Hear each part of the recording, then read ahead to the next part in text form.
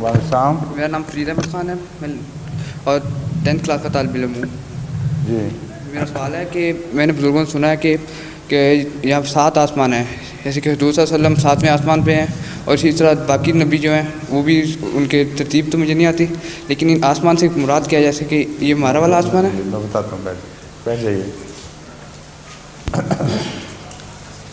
آسمان جو ہیں یہ بلندی کا نشان ہے صرف، اور درجات جو ہیں وہ دراصل 7 سٹیجز میں ڈیوائڈ کیے ہوئے گئے ہیں. جیسے سورہ فاتحہ کی 7 آیتیں ہیں، جس طرح ہفتے کے 7 دن ہیں، لیکن ایک ہفتہ جب ختم ہوتا ہے تو وقت ختم نہیں ہو جاتا، دوسرا ہفتہ وہیں سے پھر شروع ہو جاتا ہے.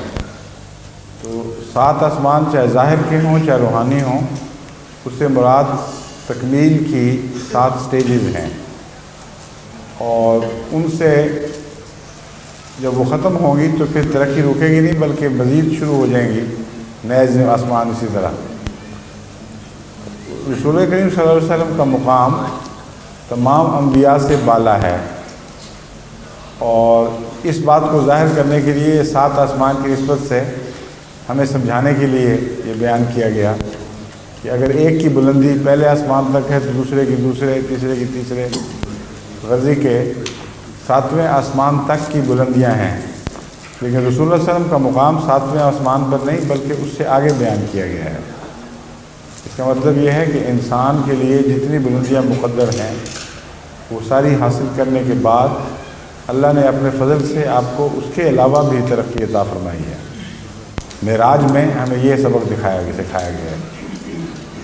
ساری مخلوق کی ترقی اگر 7 درجوں تک محدود ہو جائے، اس میں فرشتے بھی شامل ہوں، تو حضرت جبرائیل جو فرشتوں میں سب سے بلند مقام رکھتے ہیں، آپ معراج میں حضرت رسول کریم صلی اللہ علیہ وسلم کے ساتھ جاتے ہوئے دکھائی دیے ہیں، اور 7ویں آسمان پر آپ رک گئے ہیں، آگے نہیں گئے.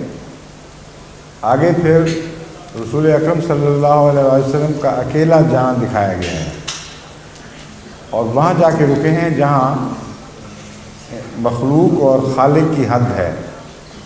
اس سے آگے خالق کی صفات شروع ہو جاتی ہیں جو مخلوق شیئر نہیں کر سکتی. تو خدا تعالیٰ کی تخلیق میں جو زیادہ سے زیادہ درجے ممکن ہو سکتے تھے وہ حضرت صلی اللہ علیہ وسلم نے حاصل کر لیے. اس لیے 7 آسمانوں کے لفظ کو ظاہری طور پر نہ لیں، یہ اسپیس مراد نہیں ہے اس میں. ٹھیک ہے. جی.